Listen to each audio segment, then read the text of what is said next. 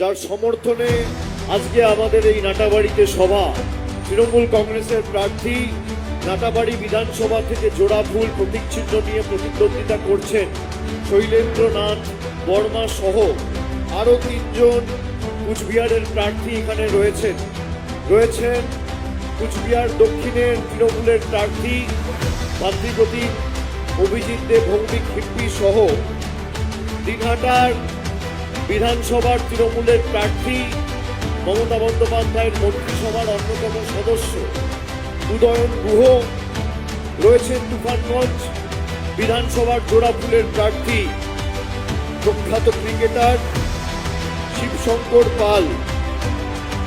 নাটাবাড়ির তৃণমূলের প্রার্থী শৈলেন্দ্রনাথ বর্মা এই বিধানসভা কেন্দ্রের ভূমিপুত্র, এখানে জন্ম এবং এই মাটিতেই বেড়ে ওঠা, ফলে এখানকার মানুষের সাথে তার আত্মিক সম্পর্ক এলাকার 16টা অঞ্চল হাতের তালুর মতো চেনে।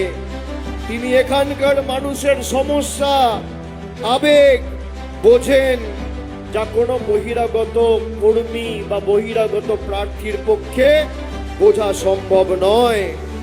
বর্তমানে 2023 সাল থেকে জেলা পরিষদের মেম্বার, তার তত্ত্বাবধানে 50টির বেশি পাকা রাস্তা, 4টি নদী বাঁধ, 3টি ডিভিস, ড্রেনেজ ব্যবস্থা এবং শ্মশান ঘাট নির্মাণের কাজ সফলভাবে ইতিমধ্যে সম্পূর্ণ হয়েছে।